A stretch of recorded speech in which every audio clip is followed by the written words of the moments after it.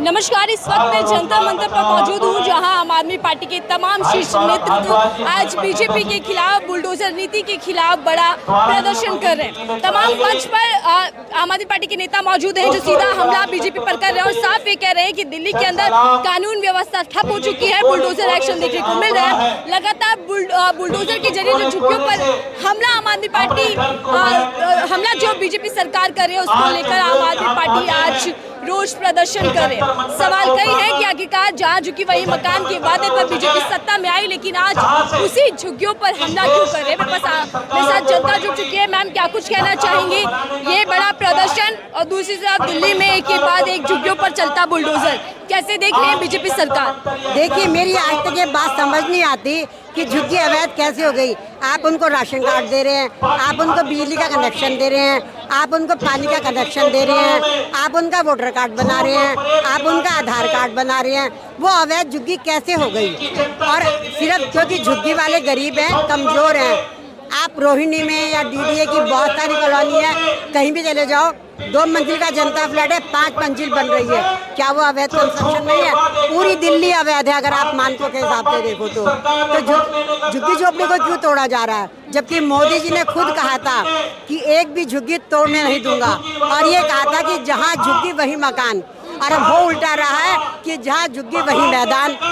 मुझे तो ऐसा लगने लगा क्योंकि झुग्गी वाला जो वोट है वो कांग्रेस या आम आदमी पार्टी का वोट बैंक है, और बीजेपी इस वोट बैंक को धीरे धीरे सफाया करना चाहती है। और झुग्गियाँ दिल्ली में नहीं और जगह भी तोड़ रहे हैं। बुलडोजर न्याय ही इनका आखिरी न्याय हो गया। इसे ही तानाशाही कह सकते हैं, आप हिटलर शाही कह सकते हैं, मुसोलिनी शाही कह सकते हैं। लोकतंत्र तो खत्म ही हो गया। मैंने ट्विटर पे ऐसे वीडियो देखे कि औरतें छाती पीट पीट के रो रही हैं, बच्चों के सर्टिफिकेट दब गए मलबे में, उनकी किताबें दब गई हैं। आप क्या कर रहे हो? आप देश का भविष्य बनाने आए हो कि जिनका थोड़ा बहुत बना उन्हें भी बर्बाद करने आए हो? क्या झुग्गी वोटर्स के लिए बीजेपी की नीति और नियत में फर्क है? उनकी सभी में कामों में ये कहना कुछ है, करना कुछ है। जनता के हित में वो कोई काम नहीं करते।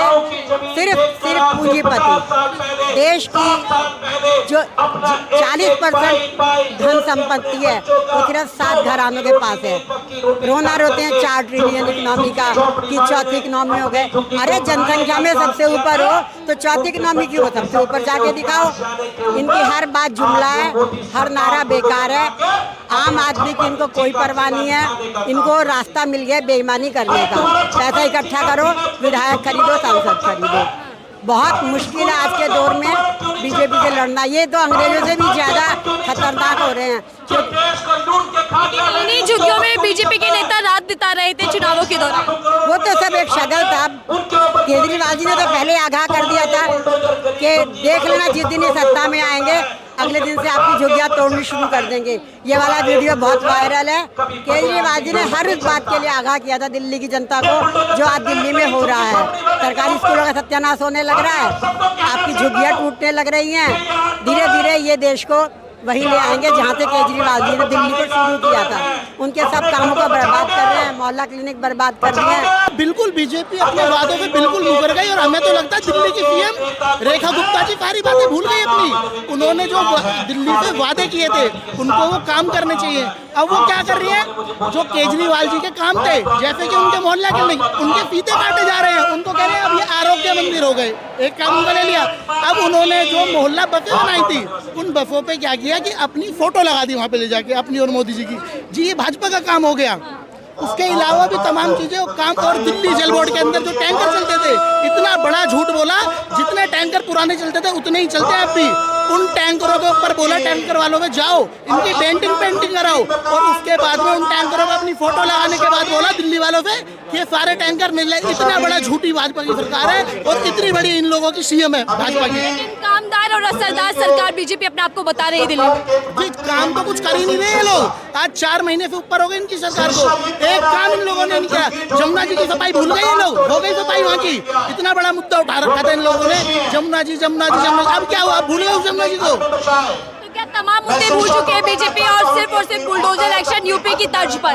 देखिए, बीजेपी का एक काम है गरीब जनता को सताने का, और वो अपना काम बखूबी कर रही है। जिस जनता की, देखिए, गरीब आदमी ने उनको दुआ पे जिताया है, अब वही गरीब जनता अपनी बददुआ से इन लोगों को दिल्ली से भगाने का काम करेगी आने वाले समय में। रोजगार मैं तो जी ये कहूँगा, दिल्ली के अंदर बेरोजगारी का इतना बुरा आलम है, पूरे देश के अंदर बेरोजगारी नहीं है। मोदी जी ने कहा था 2014 में जब हम आएंगे तो युवाओं को रोजगार देने का काम करेंगे, किसी को रोजगार तो दिया नहीं।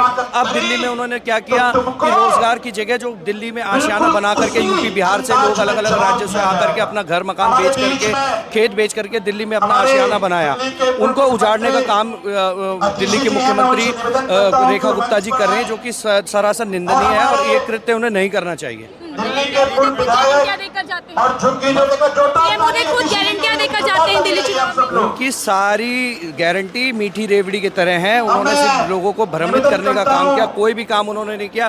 इससे पहले उन्होंने रोजगार के मुद्दे पर बोला, किसी को रोजगार नहीं मिला। फिर उन्होंने बोला जहाँ झुग्गी वहीं मकान, किसी को नहीं दिया। फिर उन्होंने तीसरा मुद्दा उठाया था कि जहाँ पे हम मकान, गरीब के घर पे बुलडोजर नहीं चलाएंगे। आज पूरी दिल्ली के अंदर पीले पंजे का खौफ है और जो दिल्ली के मुख्यमंत्री उनका पूरा खौफ है, क्योंकि आशियाने उजाड़े जा रहे हैं, जो कि सरासर गलत है। क्या पीला पंजा बीजेपी की पहचान बन चुका है? यूपी से लेकर दिल्ली तक बड़ा है। पीला पंजा यूपी में चल रहा था, उसको देखकर उन्होंने दिल्ली में भी चलाना शुरू कर दिया। जबकि सरकार एक हमारे माता पिता की जैसी होती है, बच्चों को डांटे मारे, लेकिन ऐसा मत करे कि बिल्कुल गर्दन काट दे। लोगों के आशियाने, उनके बच्चे की छत अगर छीन लेंगे तो क्या करेंगे? आने वाले भविष्य में सरकार अपने लिए जगह खत्म कर रही है। जिंदगी भर जब कांग्रेस का शासन नहीं रहा तो इनका भी नहीं रहेगा। बड़ी मुश्किल में तो आए हैं ये, और जनता ने बड़े मन से चुना है इनको कि हमारे के लिए जो समस्याएं थी वो शायद समाधान हो जाए, क्योंकि मोदी जी ने बहुत सारी समस्याएं दूर करी, ये भी शायद दूर कर दें रेखा जी भी, उनके पद चिन्हों पे चलें, मोदी जी के पद चिन्हों पे। लेकिन एक चीज़ है, माटी कहे कुमार से तू क्यों रौंदे मोए, एक दिन ऐसा आएगा मैं रौंदूंगी तो। समय सबका आना है, अच्छे दिन नहीं रहे तो बुरे दिन भी नहीं रहेंगे। ये जनता बहुत दिन झेलती रही, 200 साल अंग्रेजों का शासन झेला। अब हमारे अपने ही अंग्रेज हो गए जो हमें अंग्रेजों की तरह दंडित कर रहे हैं, परेशान कर रहे हैं गरीब आदमी को, जिनके वोट से वो लोग शासन करते हैं। लेकिन एक चीज़ और बता दूं, हम अपने जीवन साथी को 7 जन्म के लिए चुनते हैं और आजकल 7 साल में, 7 महीने में, 2 साल में तलाक दे देते हैं। काश कोई ऐसा कानून बनता कि जिनको हम सरकार में लाते हैं ना, उनको भी तलाक दे सकते। इतना परेशान है क्योंकि जिसने अपने जीवन की पूंजी पूरी लगा रखी है घर गृहस्थी में, उनके पास कमाई का साधन नहीं है, बेरोजगारी तो बढ़ा दी है। जो लोग अपना बिजनेस कर रहे हैं वो अपना बिजनेस भी नहीं कर पा रहे हैं। ऐसा नहीं करना चाहिए सरकार को। सरकार से लोग इतना दुखी हैं इस समय, जिनको बड़े मन से चुना था। ये दुखी है कि ये तो जा रहे हैं भगवान किसी तरीके से चली जाए।